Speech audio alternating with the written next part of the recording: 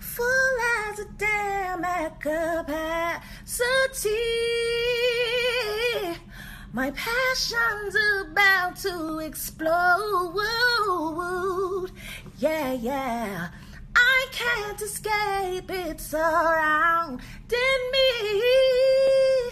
I'm caught in a storm that I don't need no shelter from.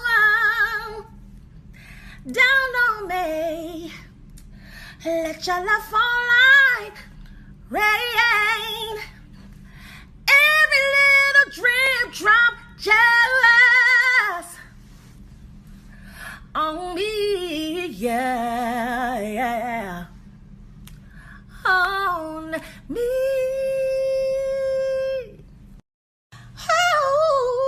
Oh. I know that when I spoke with Brian Alexander Morgan, he mentions that Rain was supposed that they initially approached him to write it for Brandy, but then it didn't make the album. Never heard that. That's listen, man. If anything I've heard true, I've never heard that one.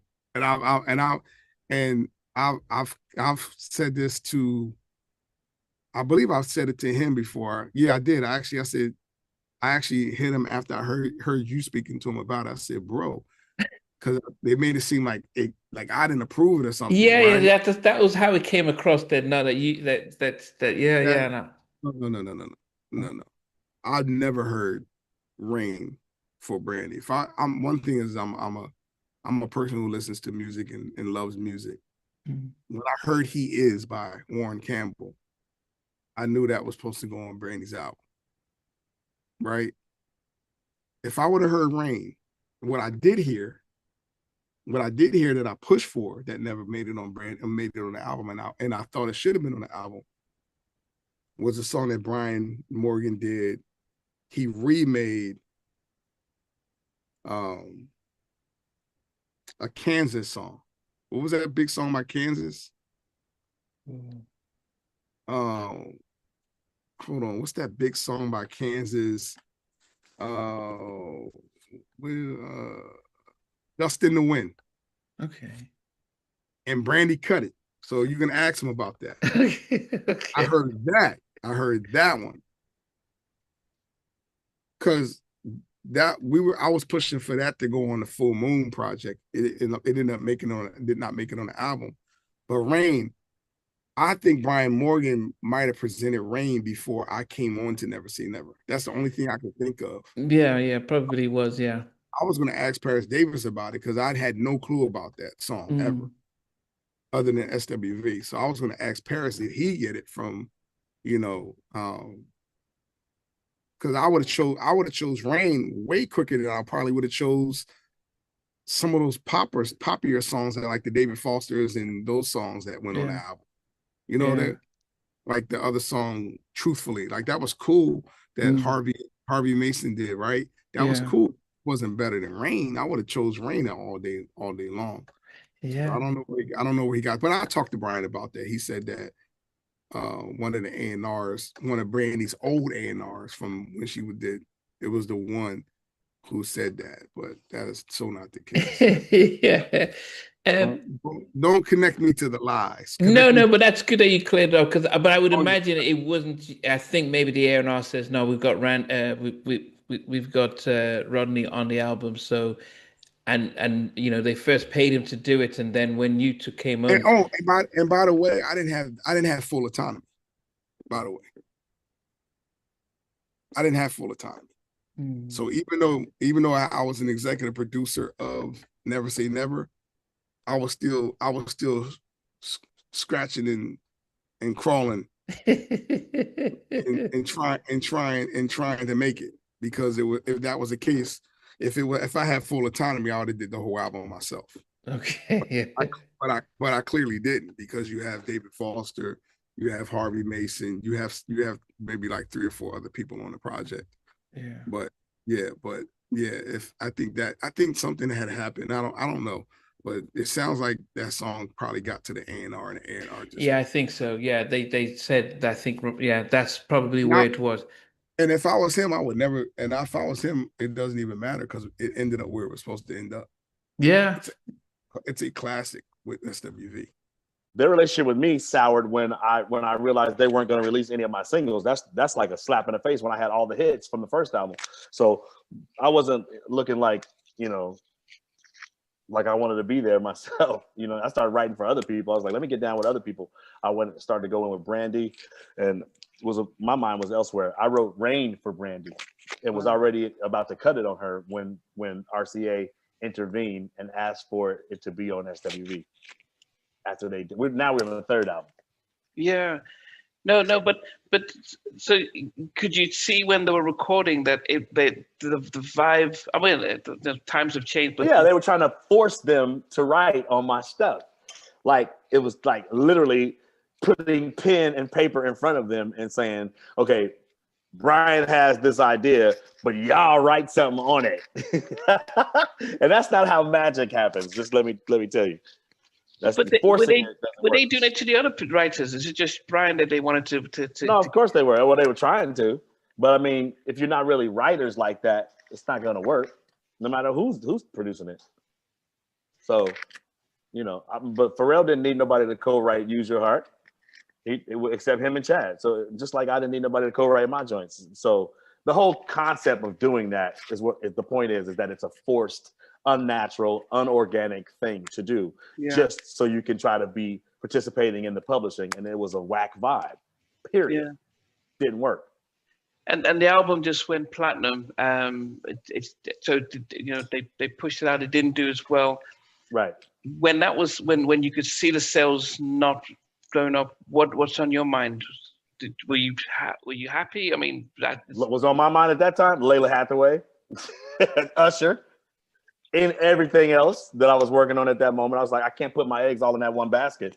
I learned that, and I was glad I did learn that, because I was like, yo, even if Usher or Layla don't sell records, I'm still getting paid to produce these records. So that was my bread and butter, is just working, period. You never know what the records are going to really do. Yeah. So if you could just keep working, this is the point.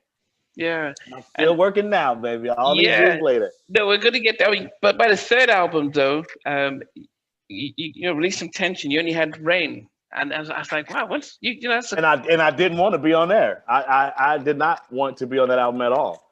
They kind of begged me to put that on there, because I was, like I said, it was going to be for Brandy, and we were already cutting it, and I had gotten paid to do it on Brandy from Brandy's label. Wow. It got intercepted by Rodney Jerkins, who was in charge of her record at the time. It was the album that Boy Is Mine is on. Yeah. And he just chose to not have it on there. And so I got a call saying, okay, well, we, even though we paid you to write that, because I got a little 4-song writing deal from Sylvia Rohn at that time, at Brandy's label Atlantic. And that was one of the 3 songs I wrote for Brandy. So I literally got paid to write that for her. And then we started to cut it in New York at P. Diddy's studio. And then we got shut down the next day, like, yo, it's a no-go. Rodney's, we're not going to use it. And so RCA called, and they already knew. They were like, please, we can't have a whole album without Brian Alexander Morgan on there. Can we please get this tune? And I was like, you know what? Yeah, I'll cut it. And so that's how we ended up cutting Rain. But how was it in the studio after all this? Was it tension in the studio? Isn't it ironic the album was called Release Some Tension? It was tension all over the place, man. I think, and that's, you know what? The funny thing is, Coco recorded her thing completely and utterly separate from them on that. So I don't know what. I think Coco had been pissed off at Missy or something. Like they had just recorded "Can We?" For that, with Timbaland and Miss, and something had happened because I remember that Missy invited me to her video shoot, to the video for "I Can't Stand the Rain," her first single.